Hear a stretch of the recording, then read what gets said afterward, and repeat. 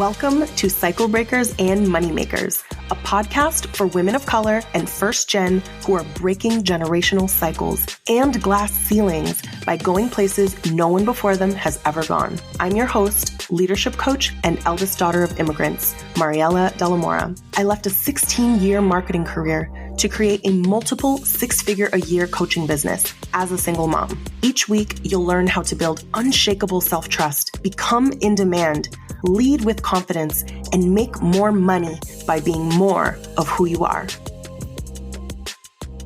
Hello, everyone. I'm so excited for our guest today. We have so much history that I'm very excited to share. So today I'm joined by Ariana Rodriguez.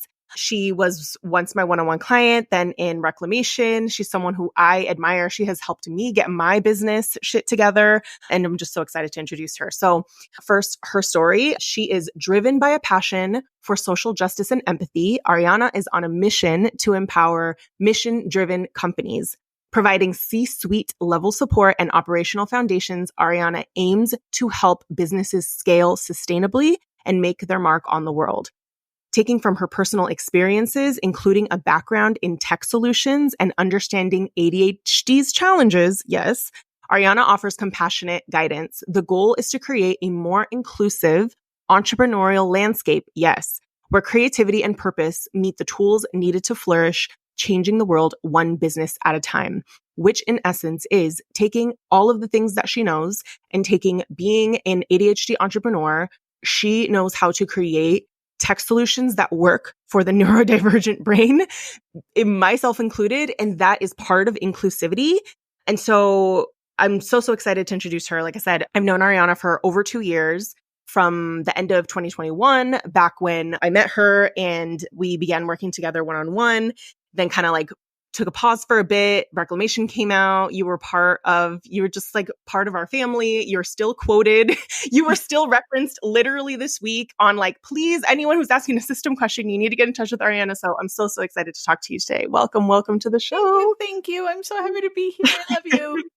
I love you. I was like, oh, well, I mean, this is just like us catching up and talking because we miss each other. But I also just like really admire you and like the way that you've grown. I think about like how much I deeply enjoyed like working with you. Like I adore working with you. I miss working with you. Same. And not just like as when I was your coach, but like when you were helping to build my systems out and everything, that I just felt like there was nothing too messy that I could bring to you. And I think that helped me release like so much shame, which like, you know, we're going to talk about today, around how you really identified an unmet need in the market, which is something that I talk about a lot, around how like we can have a niche, but when we see that there's like this gap, and usually a lot of times we know it because we're affected by it, and you solved for it. I was just like obsessed from the beginning because I was like, I always thought like I was too disorganized or I was too much of a hot mess or like verbal processing. And like, I can't even give direction. Like I'm all over the place. Like these are things that we might say to ourselves, but you're just like, got you, girlfriend. You were just like, girl, it's fine. So I appreciate you. So many of the people that I work with come to me because of that, because they're like, we don't know what we're doing. Everything feels all over the place. And it's just like, yeah, it's okay. Like society makes us feel like it's not okay, but it's like everyone has their shit everywhere. So let's like come together and like figure out a way to like organize life. It's like, it's okay. And the thing is, too, is that I think another thing, and we'll talk about this because I want to ask you a little bit about your story, but I think that there are certain things in entrepreneurship that just kind of automatically carry a lot of shame. Oh my God, yeah. And I have seen this as a coach around systems where people are like, oh my gosh, I feel like I'm doing these things and I'm selling these groups, but like in the back, like I don't even have a way of tracking this. I still use Google Drive. And it's like they don't even want to talk about it because it's almost like feeling like you're airing out your dirty laundry. And then they'll be like, oh, someone told me that I needed to use this program, but I don't know what that means. So I think like you're like a business, like, I don't know, like not like business therapist, but you'll just kind of take people in and you're just like, it's going to be fine. We can build it this way. It doesn't have to be one person. So I would love if you would tell us a little bit more about like your story, what you do, and why this business. Sure. So what I do is that I'm an operational consultant. So I go into small businesses. I help them with all the messy shit, right? So like if you're thinking about like home organization, right? Your Marie Kondo comes in, she cleans out your house, she organizes everything, find the things that help you find joy, right? Like that kind of thing. Like, let's purge what we don't need, let's organize what we have, and let's move forward. That's kind of what I do for your business. We purge what we don't need, we find ways that bring you joy, and we keep things organized so that you can like walk into your business and just get shit done. I love that.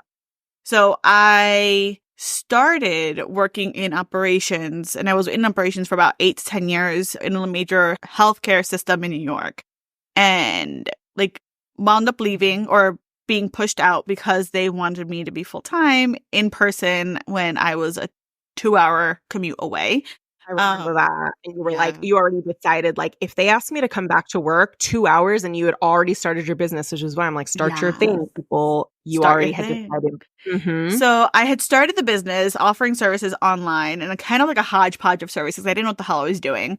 And then me and you started working together because I felt there was a shit ton of mom guilt because I was working pretty much 2 jobs.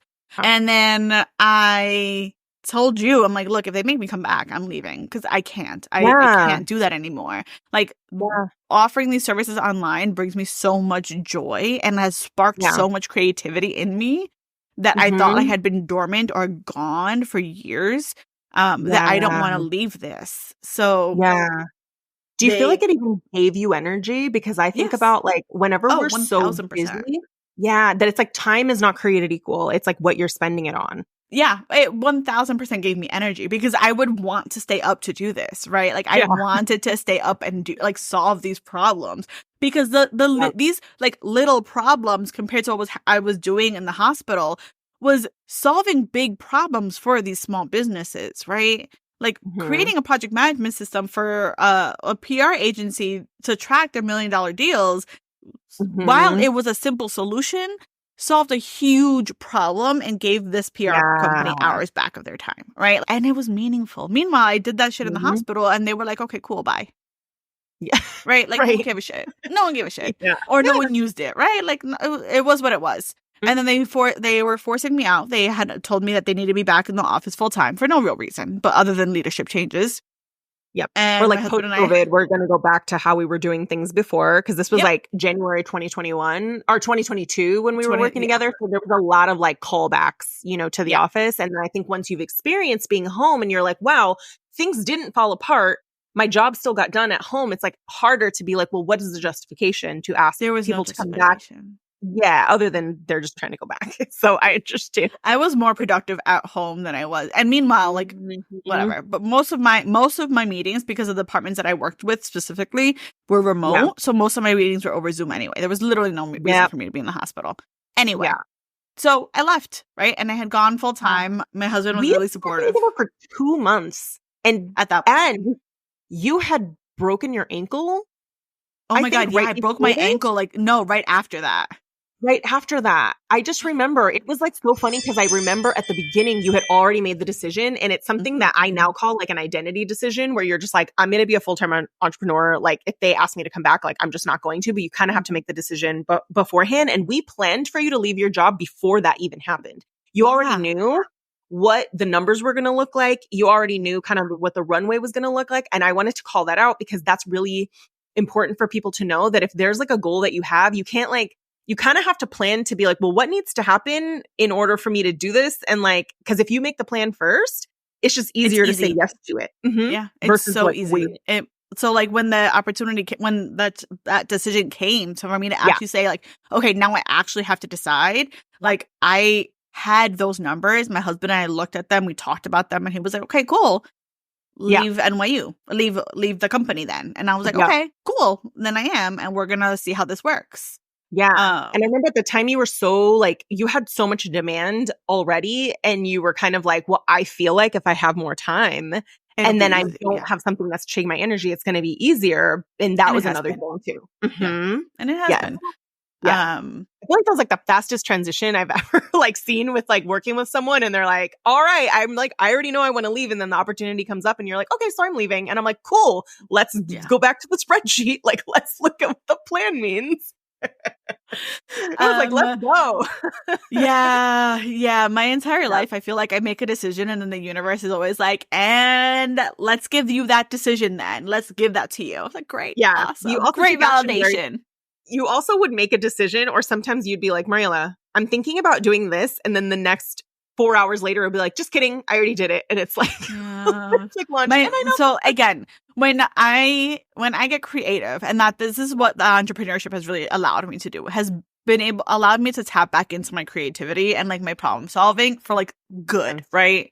I get ideas and then I can't put them down. I literally just get itchy and I'm like, okay, I need to get this done.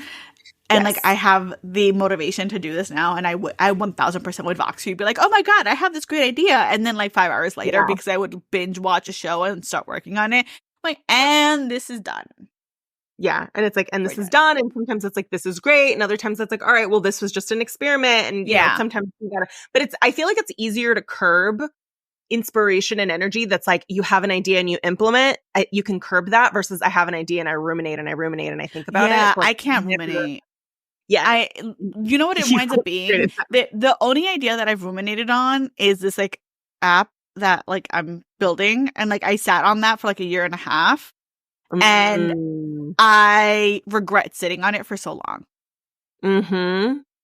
Well, I want to ask you about that today. That was not my question. We'll talk about that later. That's fine. Okay. So I know we touched upon a little bit of it kind of so far in sort of telling the story, but let's like say, where were you in January 2022 versus now? And what are the biggest milestones and like ways of that you have grown from then to now? Both, and I've seen some of it in 101 and some in reclamation. Like, just kind of talk to me about like what are some of the biggest changes from then to now? So clarity is a big thing. So milestones, yes, sure, but milestones mean less to me now than like the rest, the fluffy stuff. The fluffy stuff to me is more important, which is hysterical. Because had you asked me in January 2021 or 2022 what was going to be more important, I'm like, nah, homie, I want to have a team. I want to have this. I want to have that. And now I'm like, nah, I have clarity. I have peace. I have time with my kids. That mom guilt is out the window, right? Like, I pick up my kids every single day at 3:00. Like, my client calls happen from 10 to 2. Like, I have so much control over what's happening in my day. And, like, I have and then the people that I work with, I'm so aligned with, and I love them so much that it feels good to, like, get up and do this work every day, right? Like, I'm literally inspired every day to try to figure shit out. So, like, milestone-wise, yeah, sure, I grew an agency. I hit multiple 6 figures. I, like, whatever, right? Great. High five, Ariana. But, like, the other shit, like, releasing that imposter syndrome, the really feeling and sitting in the I know what the fuck I'm doing mindset. Yeah. Right? Like, I know what I'm doing, and there's a reason why I'm doing it this way. Feeling confident enough in how I'm doing things so that I can ignore the noise of the industry that's telling me you need to focus on one thing. Like, those are the things that... True. Right? My industry is very much, I pick a tool. I'm like, I want to fucking pick a tool. Yeah. Pick a lane. I don't want to fucking pick a lane. I want to do it all. Like, why can't I do it all? Yeah. And I think that, like, me feeling that confidence and, like, thinking that, like, my ADHD is a superpower, thinking that, like, I can solve any problem, thinking that even bad news or bad feedback is, like, something that I can tackle and move past. Because, like, me and you had a whole moment around bad feedback. I remember this. It was a year ago. That was the thing, too, that I think I really saw, like, shift in you was, like, you were able to prepare and roll through the difficult parts of entrepreneurship versus being, like, making it mean something about the future of your business or your capabilities. And instead, like, we really had to be like, this is normal. And it's the only thing that's going to illuminate what needs to change in your business. How can we take this? And, like, what do we want to do to put it into action? What needs to be brought to your next team meeting? What can we learn from this? Yeah. Right. And, like, in every aspect of, like, of us working together, it has been a great, this is happening now. What can we learn from this? What does this mean for, like, me as a business owner, me as a leader, me as an entrepreneur, me as somebody who's trying to support other people? And I think that those things matter so much more than, like, me hitting the traditional milestones that people tout on social so much. Yeah. And it speaks so much to the how mattering so much as well, because I think that when multiple six figures feels like, dang, I'm just hanging on by a thread and I feel like I'm neglecting my kids and everything's on me, you're going to be scared to grow if you're desiring to grow in that way. And I think that like, that's why the how matters. And as you were talking about like, yeah, great. I booked, went to like a 5, 6, 7-person agency and all this, because you did that in a year. Like you literally did that in January, February last year. You had an agency. Hiring. Yes, exactly. You started hiring. And as you were saying that, I was like, I feel like this is like the statement that all my clients all make is like, yeah, sure, great. Demand and like money. And they're like, yes, that's there. But it's how I feel that was a non-negotiable and how how your life felt. Yes. And like, it wasn't, I also hired with intention, right? Like I hired people that were aligned with my values. I hired people that can help think with the business versus having to be told everything. I help people. That's such a good decision. I hired people and paid them livable wages. I wasn't paying them, $7 an hour because they lived in the Philippines. Yeah. Right. Like I did that intentionally because I'm like, these are part of my values. And I want to make sure if I'm doing this authentically. Yeah. It's almost like building a network of people who are there, like in it, like kind of with you, supporting you and like thinking about your business too. And I think that's like a very big designation. And we talked about this like offline about like having people that you're working alongside and feeling aligned in the direction and how you can create almost like 2 people can create 3 times more, 5 times more like impact because of the collective mind and like this aligned direction that can happen within your team. It can happen within like partnerships that you do. Exactly. How does being an entrepreneur with ADHD influence the way that you do things now versus maybe the way you were holding yourself to do things before? I give myself so much more grace now. Before I was diagnosed, so I was late diagnosed, right? Like I was diagnosed probably like a year and a half ago, 2 years ago. Like me, I think we were working together when I got diagnosed. I think we both got diagnosed at the same time. Yeah. It's funny because I remember getting diagnosed and my mother telling me like, oh, it's okay. We can work through it. And I'm like, nah, homie. Like this is the most validating shit on the planet. What do you mean? No, it is. Like, telling myself like something was wrong with me. Now I'm like, well, what can I do? So I think that's why this was so validating, because for the majority of my life, I felt like, what is wrong with me? Why can't I do this? Why is it so hard for me to stay on top of this, to organize this thing this way? Why can't I think the way that other people think? And now I'm like, this is why. Yeah. And not only this is why, but it's amazing that I don't think the way other people think, because now I can solve problems that other people do not think are problems.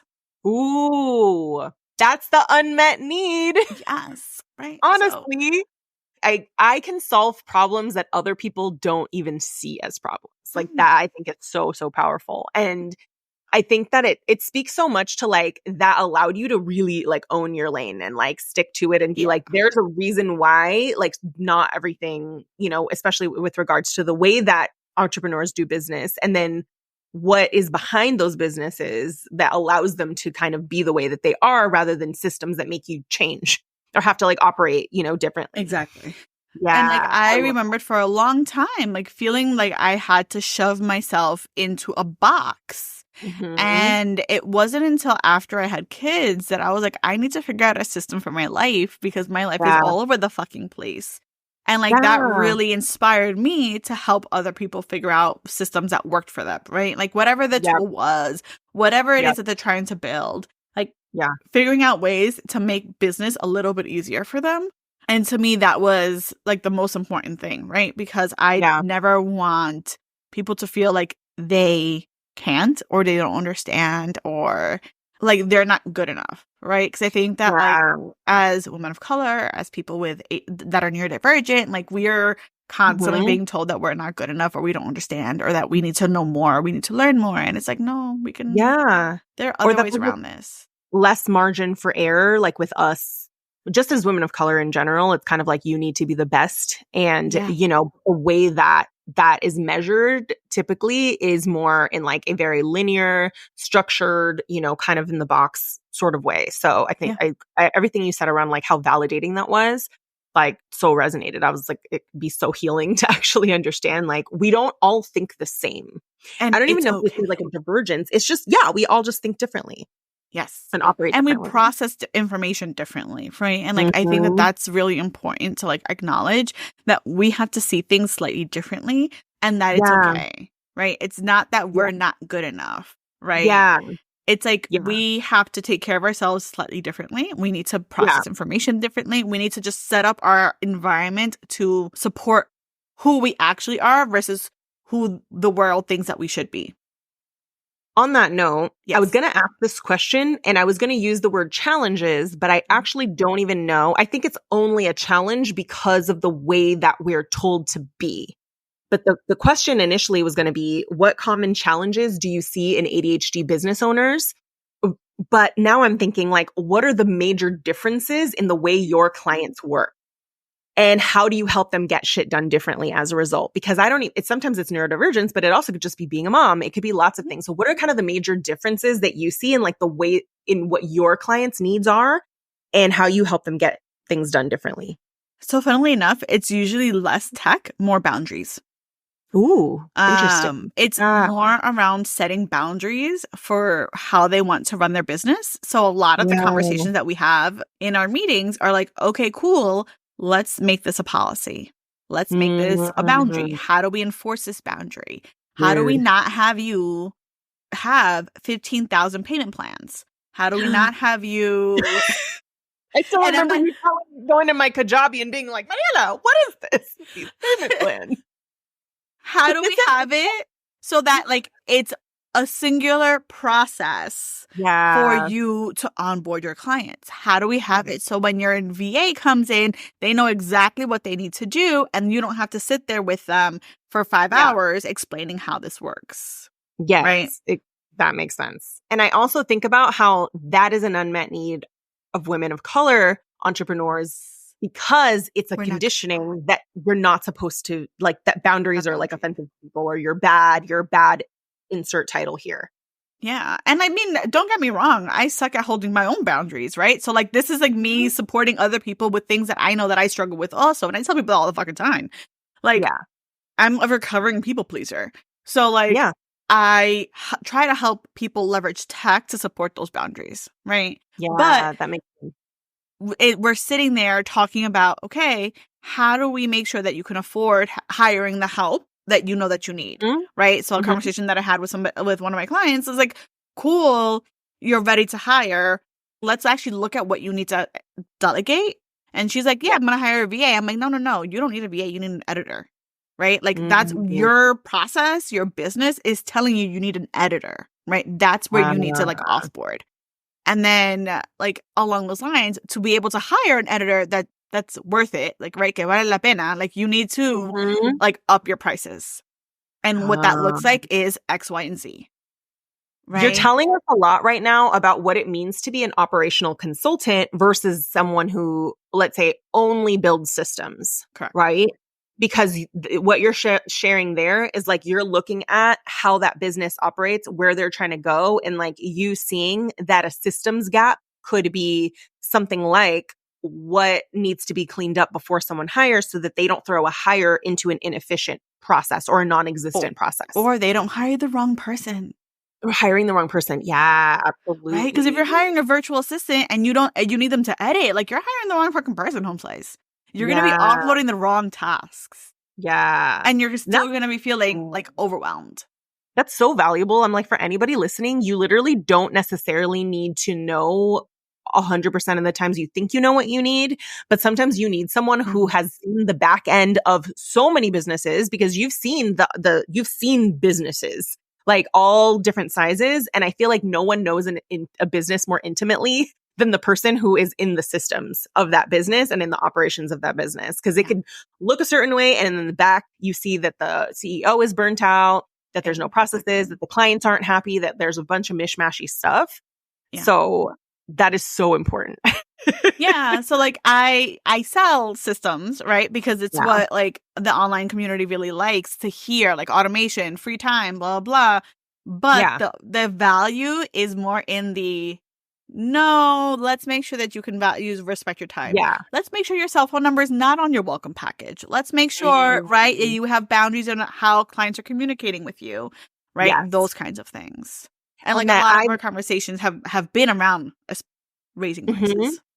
Because we strategically raised, your prices, but now I feel like you also can speak to other folks too, to say like you need to build this place of overflow and also kind of match your capabilities and match demand and the skill set that you're selling and the outcome that you're selling.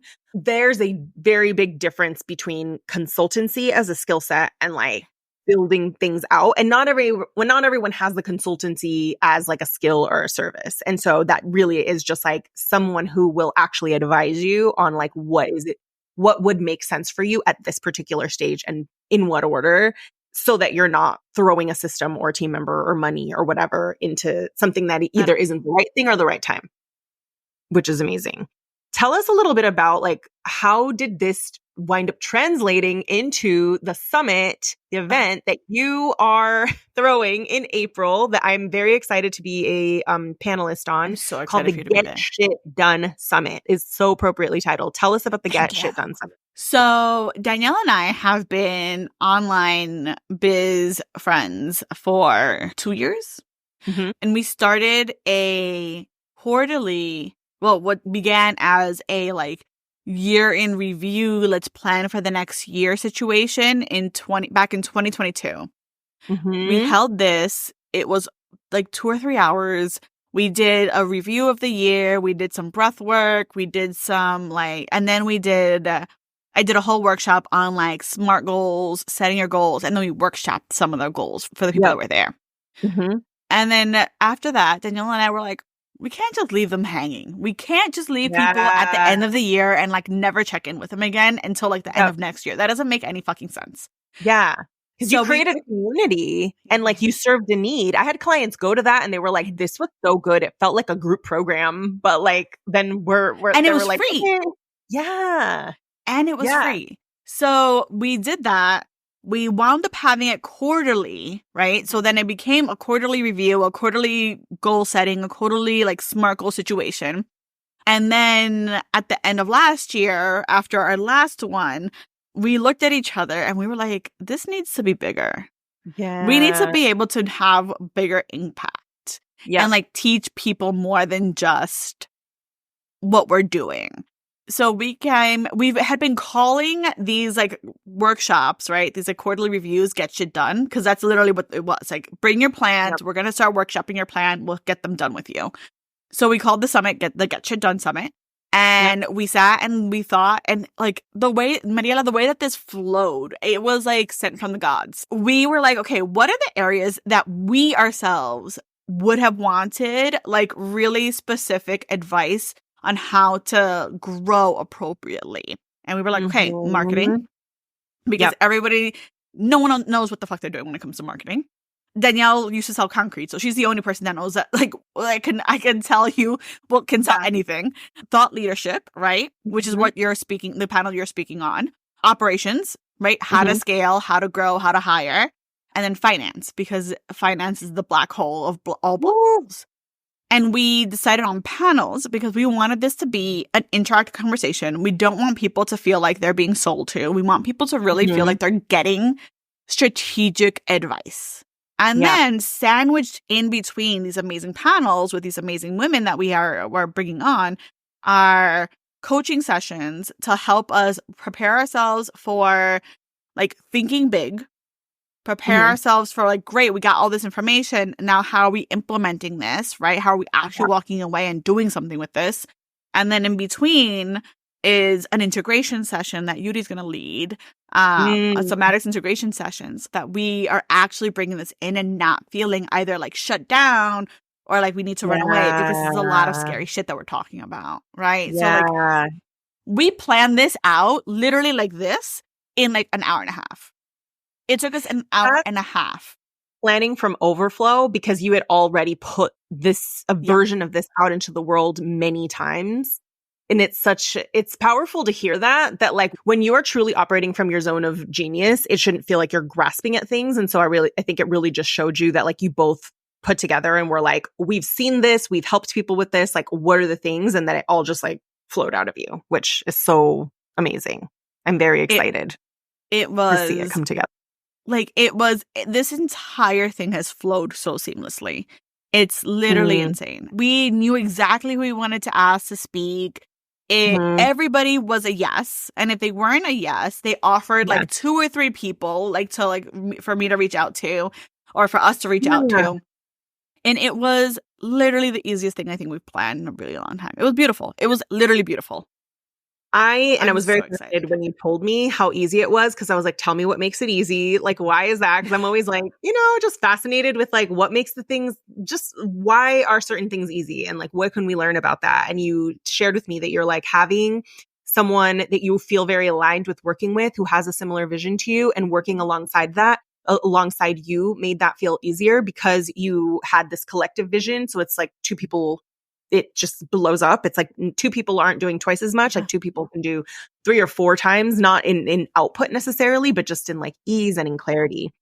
Tell us, when is the Get Shit Done Summit? We'll recap it at the end, but when is it? And like, how can people learn more about it and get tickets? Yes. So the summit is April 12th. It's on a Friday. It's half a day. So it's from 12 to 6 Eastern or like 9 to 3 Pacific. The tickets are, the URL is something ridiculous, which is why I never can remember it. It's getshitdone.com. And I will give you all the links, so hopefully they'll be linked everywhere. We'll recap it at the end, and we'll put all of the links in the summit. We also, you guys can also go to Ariana's profile. The links are always there. And link it there, and that's all going to be in the show notes as well. So I'm very, very excited to be part of this. I'm also not surprised that everyone was a yes, because you also have been someone who has built such strong relationships from as long as I've known you. And that is a skill, but I think it's just a gift for you. And that when you are creating larger scale things like an event like this, those relationships, you see the payoff of that. So excited for you. I wanted to know, why does helping women of color get shit done matter to you? Because people don't help. That's what it is. There isn't. So I was at a conference yesterday. Beautiful conference, beautiful experience. I learned a lot. Yeah. But when you're with a crowd of non-people of color, the amount of privilege, right? Even if you're coming from a similar like socioeconomic level, right? The amount of privilege that is there is mind-boggling. Yeah. Even with the speakers, like, it was really obvious that there was so much more bootstrapping and how the hell do we get this done for the women of color? Yeah. So it becomes, there is just not as much resource, education, help. Right? Yeah. Sure, there are grants, there are foundations, whatever. Great, cool. Yeah. But they're not, those are silos, right? Yeah. And like, the more that we can support women of color, which are, first of all, the fastest growing demographic building businesses. Yes. That is a stat. And that's been true for the last several years. Yes. The more economic freedom we give these women of color, the more we can uplift our community. Yes.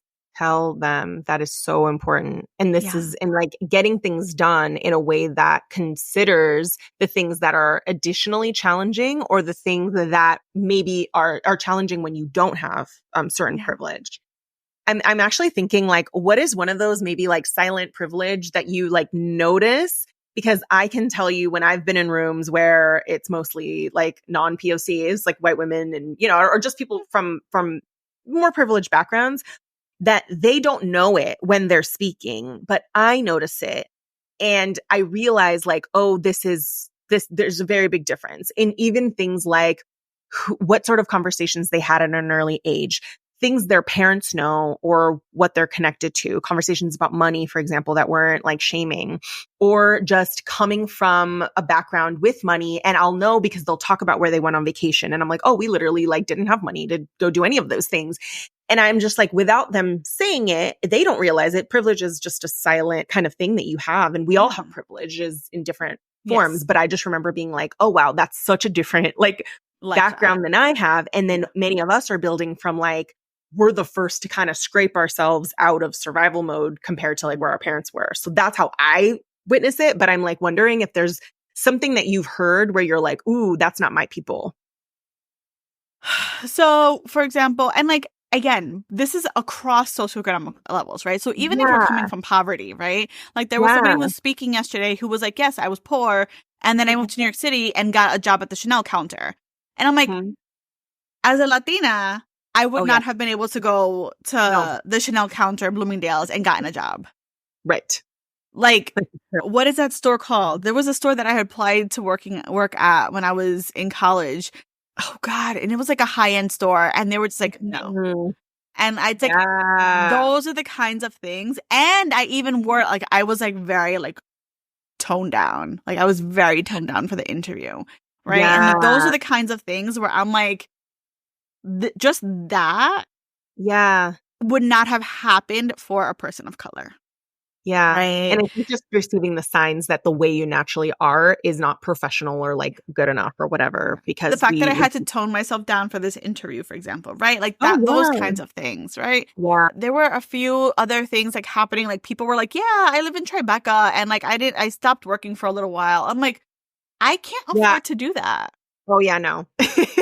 There's like, first of all, living in Tribeca, if you're not in New York City or don't understand about New York City, Tribeca is literally one of the most expensive neighborhoods in New York City outside of the Upper East Side. And Manhattan's already the most expensive in the country. Correct. So like Tribeca is like where the money is, right? Like where like the fun money, because like they're like fun and artsy and da-da-da, and they're not as stuffy as the Upper East Side, but like it's money. But you still got money. So you're telling me like you started a business, great, but then you lived in Tribeca and you didn't have to worry about your money because your husband makes God knows how much money in a different industry. Like, cool. My husband does not make that much money, and I still need to work to put food on the table.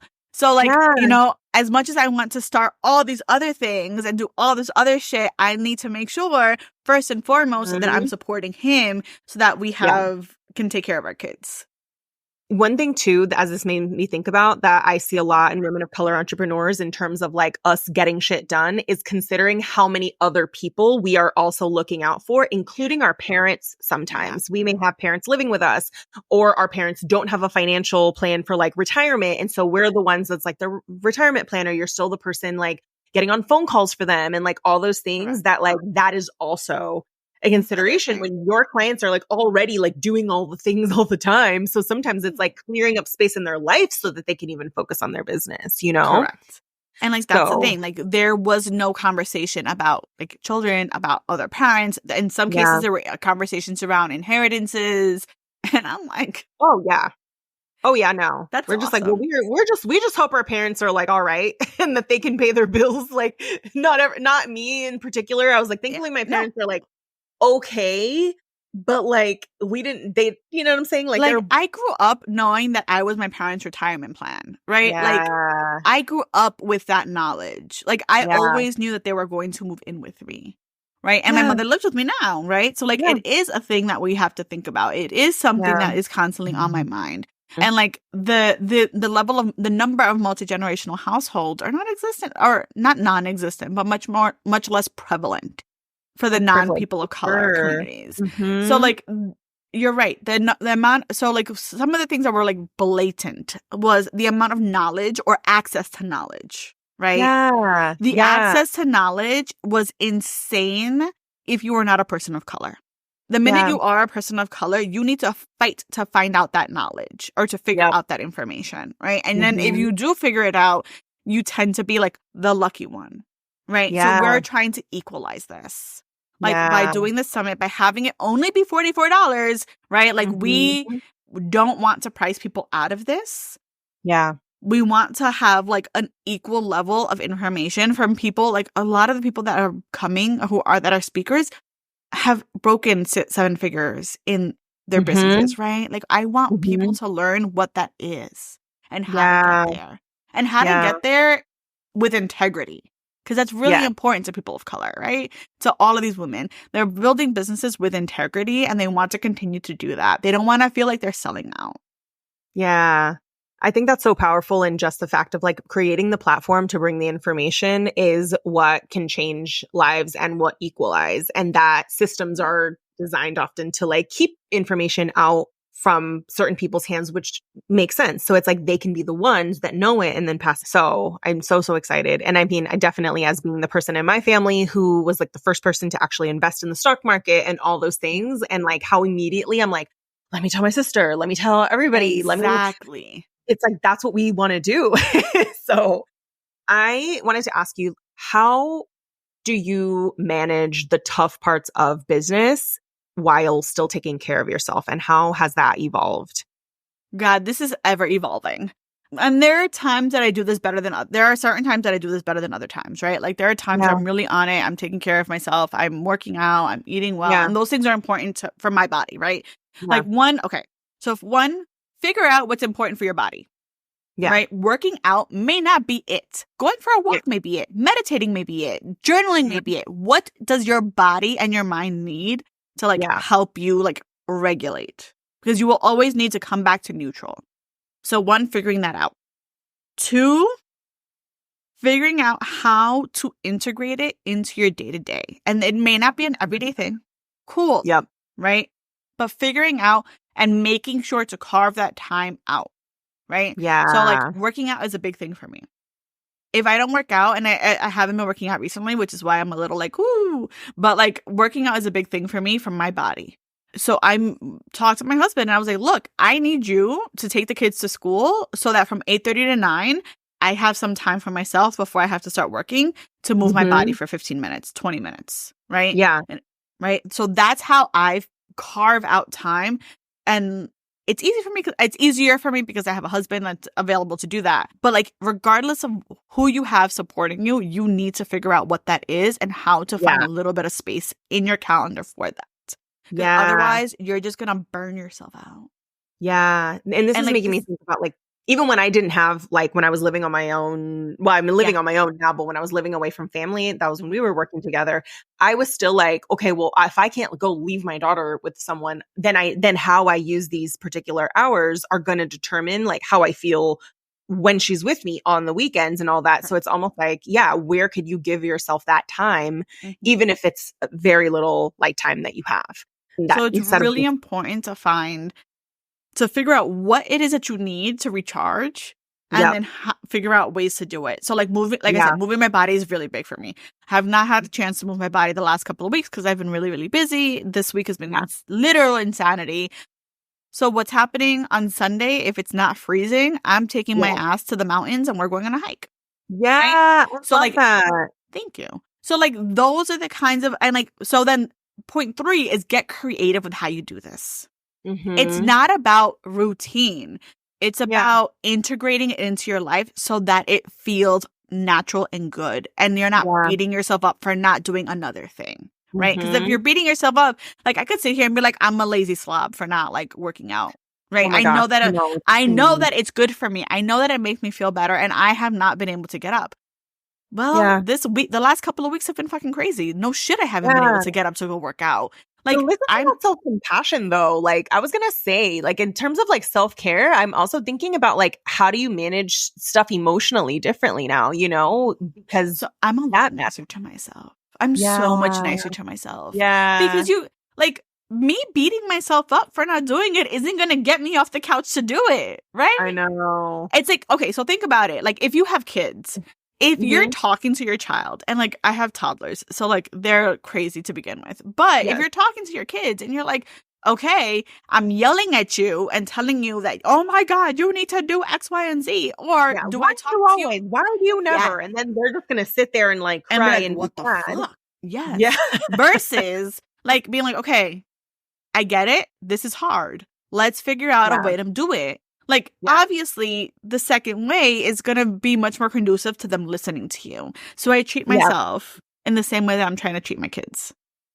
This is the part that I witnessed in you that I think was probably the biggest change from like a year ago to now in the way in your internal dialogue over how you talk to yourself about the things that are happening and what you've made it mean. Because you can tell in like someone's reaction that the circumstance is the circumstance, but then the reaction, there's a lot between the circumstance and the reaction that has to do with what you're making it mean. And now like just the way you said that, I was like, you're like, I love myself more. I trust myself more. Like I'm kinder to myself. I'm nice to myself. And people don't believe me sometimes when they're not there to say that is literally going to change your life because that affects how you do everything and how much you can access your own brain, like how you feel along the way. And you're doing it. Yeah. Somebody on Threads. So I love Threads because Threads reminds me of Twitter back in 2000. Love Twitter back in 2000. Love Threads. Yeah. So somebody on Threads was like, had posted something like, if you're in your 20s, ask a question. If you're in your 30s, respond to something. And somebody had posted or asked a question around entrepreneurship. Like, I want to start a store. What is like one thing that you need to know about do I need to know about being an entrepreneur? I'm like, it is the best like self-discovery that you will ever do in your life. Like the amount of healing that I've done in 3 years would not have happened had I stayed at corporate. Oh, yeah. But being a business owner has forced me to like look at the pieces of myself that were that weren't serving me anymore. Right. And like forced me to like change and grow and do things differently because otherwise I would have crashed and burned a year and a half ago. And the thing is as soon as you get there, and I say, I'm using air quotes, you're going somewhere else. So it's like, even when you're like, okay, well, I got the hang of that. And then you're like, okay, well, now there's new stuff coming up and there's always going to be new things. So it's not about like scaling to that next level of income. It's about how the fuck you're going to manage yourself as you're getting to these points in your journey, right? If you bring yourself with you. So if you bring yourself with talking to yourself shitty, with poor boundaries, with, all the things, you're just going to bring that with you and you're going to scale that too. Exactly. And all you're going to do is bring that chaos to to a much larger company. And like, honestly, like that's why I feel like so many people have been like liquidating their companies because they didn't do this work beforehand. Yeah. Right. They just kept going without realizing, is this even in alignment with who I am anymore? I agree. And I think that if this sometimes when people have like paused their businesses or whatever, it's the best thing they can do at the time. Yeah. And it often can be a reflection of like the person that you are becoming along the way that needs to be able to handle that business and is that even what you actually want? Exactly. And sometimes we forget, we stop asking ourselves that along the way. So it's like the healing, the self-discovery, all of it is just like, it's absolutely like the most personal development, forced therapy, like all of it. So like, yes, I do systems. Yes, I handle like people's ops, but I also like hold space for people as they grow their business because this shit's fucking scary, right? Yeah. Like this is a really vulnerable time. So like I try to like really hold space for my people so that they feel taken care of. They feel like they're being supported. They feel like, okay, we're not just looking at your tech. We're looking at your business so that when 5 years down the line, you have 15 people versus 2, like you still feel good. Yeah. Or in that if you have 15 people, you need 15 people because you know how it You're feels. not just like top heavy. Is there anything that I didn't get to ask you or that you didn't get to share that you want people to know? Either, people that have been listening, hearing your story, hearing us talk, like anything that you just want to share and have people know? It's a really good question. You are only going to go as far as you allow yourself to go in business. So regardless of what your goals are, if you don't do that inner work and that work to try to like heal and progress and move forward and understand like why you react to certain things, right? And to find that like peace, you're not actually going to be able to get to where you want to be, or you're going to get there and be miserable, right? So like making sure that you're actually looking at the inside and like as a people pleaser, as an ADHDer, as an Aquarius, I hate fucking looking inside. Don't like looking at it. Don't want to deal with it. Don't like talking about it. All I know, girl, a little serious. I'm just like, ugh. More fucking emotions. I'm surrounded by cancers in my household. I don't want to talk about no damn emotions. But without dealing with it, like, you're never going to actually get to where you want to be. Yeah. Right? And you're just going to stand in your way. What does that require? How did you do that? What was involved in your support system because it could be find more your than people. Mm-hmm. So one, find your people. Right? Yeah. You need to find your people. You need to figure out who is going to be there to support you, to like hold up the mirror, to be like, nah, boo, you need to chill the fuck out. Or like, you need to. Or like, do you know who you are? Exactly. That's the thing. You need to like find your people. Yeah. And by that, I mean like wherever the fuck it is, right? Like me and you still chat. Like I still talk to a lot of the girls from Reclamation Part 1, from Reclamation Part 2. Right? Yep. Like, I have biz besties that I'm talking to on a regular basis in Slack or text or whatever.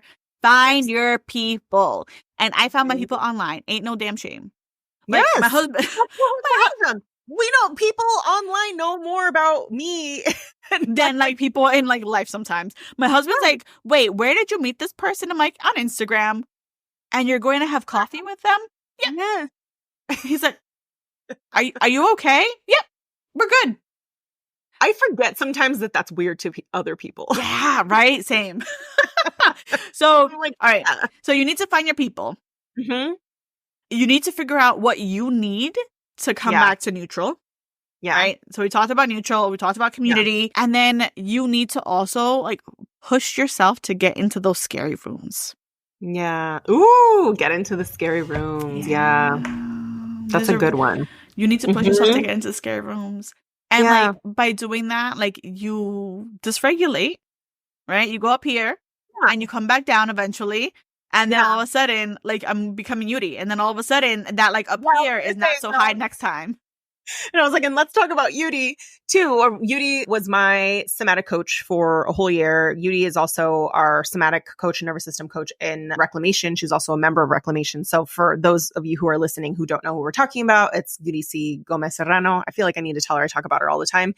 And how part of that, and this may not be part of every entrepreneur story, but part of it is like therapy, somatic coaching, nervous system coaching, which is part of what Yudi does. And she was a therapist. So like that can also be another thing that like having a therapist, someone who can help you with your emotions, with your nervous system is also super, super important, which is also why I have her, like her skills are so important in the program as well, because it's like processing the emotion is like a business that becomes almost like a life skill and like a business skill.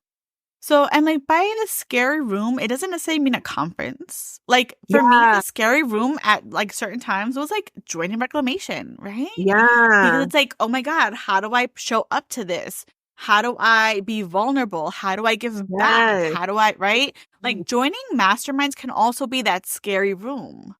So like realize, and for me, like Yuri was also the scary part because again, I don't want to talk about my fucking feelings, right? If I want to talk about business, I'm talking about strategy. I don't want to talk about feelings. Yuri makes me fucking cry all the damn time. Listen how your client's gonna have like this reaction to feelings, but be like, I'll feel them and I'll process them, but I'm not. I just don't want to. But now to be like, it's okay, like to get to the point where you don't like hate them and loathe them and avoid them. It's like, you know, how she'll say, or my therapist will also say, like, you can only feel your emotions or suppress them, which I hate. And it's like, okay, well, like, you have to process them. You have to process them or you suppress them. So just that is another thing that I really just saw you grow through, because otherwise the self-compassion that you have for yourself now, like would not exist. Yeah. It would be like, let's just power through. So there's a lot that comes with being an entrepreneur. There's a lot that comes with being in the ops space that's predominantly a male dominant field. That in the tech space is predominantly male dominated, right? Like there's people think a lot of different things about these kind of fields, and for like a long time I thought I had to embody that, and like I slowly and surely like you realize that you don't need to do that. Like you can be who you are. Right. And like my branding would not be as bold as it is if it wasn't for me embodying who I am. Absolutely. And I love your branding because it isn't like, you know, like, and if it was like neutral, minimalistic, I would be like, that's not you. Ariana. I love you so much. And I'm just I so grateful to have you and just sharing, just reflecting on your growth. Like, I've just loved watching you grow. And this summit to me, like, it's like, I'm just so proud of you. Like, I'm always like, well, that's never weird for me to say, but like, No. I see I just see the summit as like this culmination of just like the space that you were meant to create. Cause not just take it up, but like you are creating it for all of us. And anyone that is listening, if you have a business, period, you should go to this summit because guaranteed the way that you're going to feel after this is not going to be like, oh my gosh, I'm doing it all wrong. Like I have so much work to do. It's like this is funny. This is again, synergy, right? Danielle and I sat down and I was like, I want this to feel, and I know like we're running out of time, but I want this to feel like you're going to your comadre's like kitchen, a sentarte a beber un cafecito, to have some coffee, to chit chat, to like be there and like feel like somebody is like pushing you lovingly to do the scary shit, but also being like, I got you, girl. We're all in this together, right? Yeah. So the shame-free like approach to things that feel hard is just so important. Like I think for this. So anyone who's listening, please like go check it out. Go to Ariana's profile. I'm also going to be sharing it in my stories as well. And it is on Friday, April 12th. And it's going to be amazing. I'll be one of the panelists on the Thought Leadership and Influence panel, but we have so many amazing people. So yes. Thank you so much, Ariana. And we're going to list all of the links like to your profile, to the Get Shit Done Summit, all in the show notes for anyone who's listening. And thank you all. And thank you for being with us. Thank you.